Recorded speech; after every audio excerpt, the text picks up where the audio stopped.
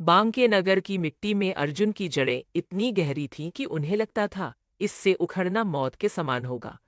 धूल भरी गलियां, पक्के घर और पीपल के पेड़ की छांव में बैठी पंचायतें, यही उसका संसार था। और इसी संसार के केंद्र में थी मीरा, उसकी पत्नी।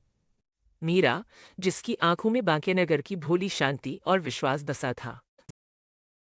उनकी शादी को कई वर्ष हो चुके थे और हर दिन मीरा के छोटे छोटे काम, उसकी निश्चल बातें और उसका अर्जुन के प्रति अटूट प्रेम उसे एक सुरक्षित आलिंगन में बांधे रखते थे। अर्जुन खेतीबाड़ी में मन लगाता था और उन्हें लगता था कि उनका जीवन इसी सरलता में कट जाएगा। लेकिन बांके नगर की सीमाएं अर्जुन के सपनों के लिए छोटी पड़ने लगीं। शहर की चकाचौंध, आधुनिकता की पुकार और कुछ बड़ा करने की अभिलाषा उसे भीतर ही भीतर कुरेद रही थी। एक दिन उसने मीरा से कहा, मीरा, मैं विराजपुर जा रहा हूँ। वहाँ काम बहुत है और मैं कुछ पैसे कमाकर जल्द लौट आऊंगा। फिर हमारा घर पक्का होगा और जीवन और बेहतर। मीरा की आंखों में एक क्षण को चिंता की हल्की सी लकीर आई, पर उसने अपनी हंसी में उसे छिपा लिया। जाओ मेरे नाथ, पर अपना ख्याल रखना और जल्द लौटना।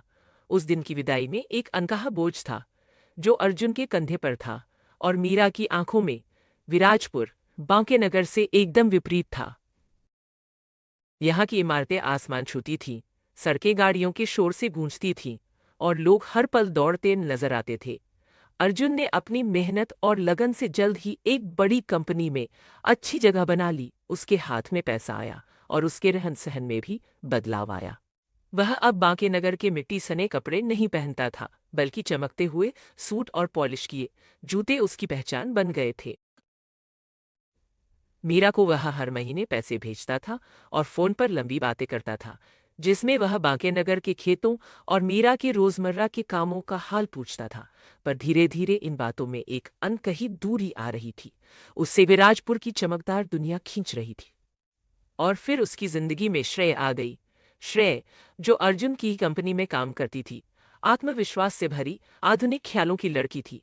उसकी हंसी में एक खुलापन था और उसकी बातों में विचारों की गहराई। शुरुआत में उनकी दोस्ती थी, काम की बातें, लंच पर साथ बैठना। पर कब यह दोस्ती आकर्षण में बदली और कब आकर्षण गहरे प्रेम में, अर्जुन को पता ही नहीं चला। श्रेय को अर्जुन ने कभी अपनी शादी के बारे में नहीं बताया था। उसने अपनी पुरानी जिंदगी को एक बंद अलमारी में कैद कर दिया था, जिसकी चाबी उसके दिल के सबसे गहरे कोने में छुपी थी। श्रेय को अर्जुन की सादगी और उसकी मेहनती प्रकृति बहुत पसंद थी।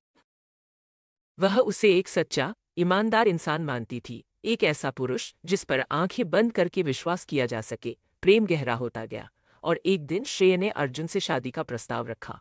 अर्जुन के भीतर एक तूफान सा उठ खड़ा हुआ। अर्जुन के भीतर एक तूफान सा उठ खड़ा हुआ।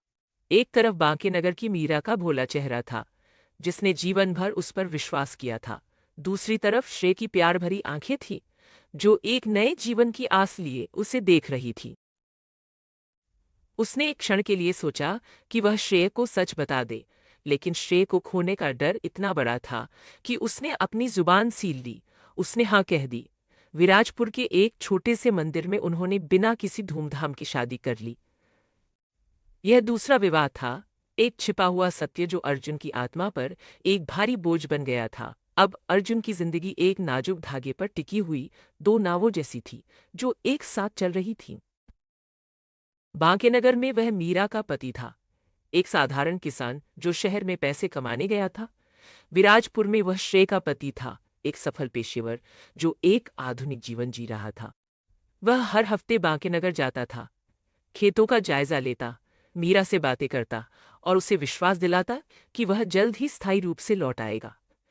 मीरा उसके आने का बेसब्री से इंतजार करती थी, उसके लिए तरह तरह के पकवान बनाती थी और उसकी हर बात को बड़े ध्यान से सुनती थी। वह कभी शक नहीं करती थी, उसकी आंखों में अर्जुन के लिए वही पुराना अटूट प्रेम झलकता था। विराजपुर में श्रेय के साथ उसका जीवन बिल्कुल अलग था। वहां वे रेस्तरां में खाना खाते, फिल्में देखते और शहर की चमकती रातों का लुत्फ उठाते।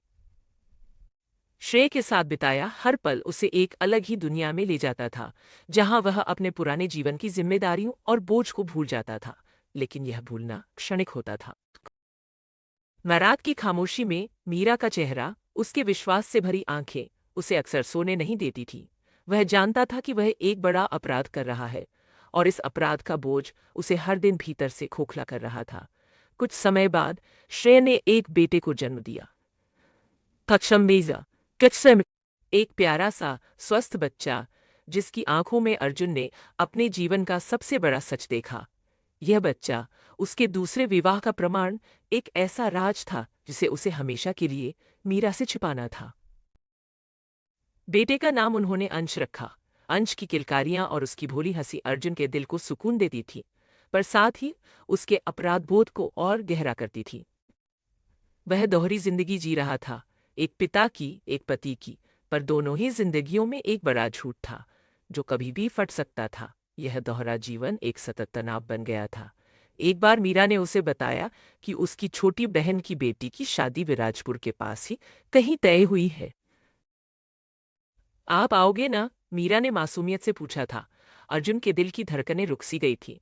उसने किसी तरह बहाना बनाया कि उसे कुछ जरूरी काम है और वह नहीं आ पाएगा। मीरा उदास तो हुई, पर उसने कोई सवाल नहीं किया। मीरा उदास तो हुई, पर उसने कोई सवाल नहीं किया।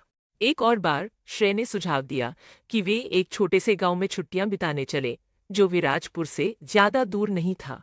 अर्जुन के माथे पर पसीना आ गया था। उसे तुरंत बांकेनगर की याद आ गई थी। उसने किसी तरह उस प्रस्ताव को टाल दिया।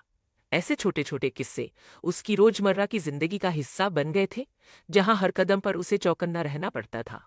हर फोन कॉल, हर आवाज, हर अजनबी चेहरा उसे डर से भर देता था कि कहीं उसका राज खुल न जाए। एक शाम अर्जुन विराजपुर में था जब उसे बांकेनगर से फोन आया। मीरा की आवाज कांप रही थी। अर्जुन, माँ की तबीयत बहुत खराब है, उन्हें तुरंत बड़े अस्पताल ले जाना होगा। अर्जुन का दिल बैठ गया। माँ, जिसने उसे पाल पोस कर बड़ा किया था, अब जीवन और मृत्यु के बीच झूल रही थी। लेकिन आज श्रेय और अंश भी उसके साथ थे। श्रेय ने अपने माता पिता के साथ डिनर की योजना बनाई थी। अर्जुन के पास एक ही रास्ता था, झूठ। उसने श्रेय से कहा कि उसे एक आपातकालीन मीटिंग के लिए रात में ही बाहर जाना होगा।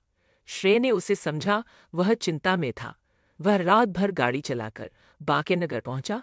उसकी मां को तुरंत अस्पताल ले जाया गया। मीरा उसे देखकर रो पड़ी। कितना इंतजार किया, पर अब तो बस। अर्जुन ने उसे ढांढस बंधाया, पर उसके मन में एक अजीब सी टीस उठ रही थी। वह अपनी मां के पास कुछ दिन रुका। इस दौरान श्रेय के लगातार फोन आते रहे, जिनका वह बहुत मुश्किल से जवाब दे पाता था। वह सोच रहा था कि अगर श्रेय को पता चला कि वह कहाँ है, तो क्या होगा। कुछ दिनों बाद जब मां की हालत में सुधार हुआ, तो अर्जुन ने मीरा से कहा कि उसे विराजपुर लौटना होगा। काम बहुत है मीरा, पर अब मैं जल्द ही सब कुछ समेटकर वापस आ जाऊंगा। मीरा ने हमेशा की तरह विश्वास किया। अर्जुन ने राहत की सांस ली। अर्जुन ने राहत की सांस ली, पर जैसे ही वह स्टेशन पहुंचने वाला था, उसने देखा श्रेय अपनी बेटी अंश को गोद में लिए एक छोटे से होटल के सामने खड़ी थी। श्रेय ने उसे देख लिया था। उसकी आंखों में पहले हैरानी थी, फिर गुस्सा और अंत में गहरी निराशा। अर्जुन। श्रेय की आवाज में एक ऐसा दर्द था जो अर्जुन के दिल को चीर गया। वह अपने बेटे अंश को गोद से नीचे उतारते हुए उसके पास आई। यह क्या है? तुम यहाँ क्या कर रहे हो? और यह कौन है? उसकी आंखें मीरा पर टिकी थीं, जो अर्जुन के साथ ही खड़ी थी। मीरा का चेहरा पीला पड़ गया था। उसकी समझ में कुछ नहीं आ रहा था। उसने एक पल अर्जुन को देखा, फिर श्रेय को, और फिर अंश को, जो एक छोटी सी प्रतिलिपि था अर्जुन की। मीरा की दुनिया, उसका विश्वास, उसके सारे सपने एक पल में चूर चूर हो गए। उसकी आंखों से आंसू नहीं गिरे, पर उसके चेहरे पर एक ऐसा खालीपन छा गया था, जैसे सब कुछ लुट गया हो। श्रेय ने एक एक कर सारे सवाल पूछे, और अर्जुन के पास कोई जवाब नहीं था। उसका सिर झुक गया।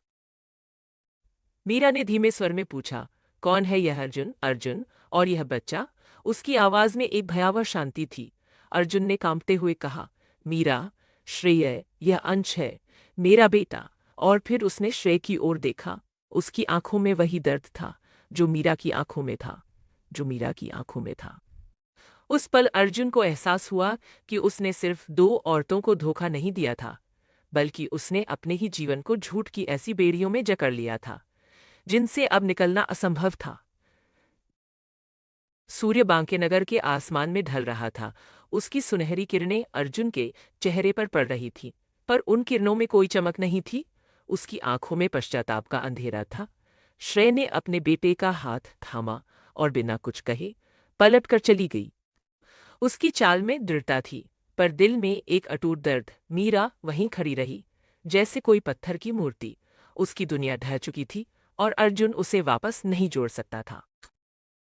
छूट की इमारत आखिर गिर ही गई थी और उसके मलबे के नीचे कई रिश्ते दफन हो गए थे। अर्जुन अकेला खड़ा था। न बांकेनगर उसका था, न विराजपुर। वह बस एक खोया हुआ इंसान था, जिसकी अपनी ही गलतियों ने उसे बेघर कर दिया था।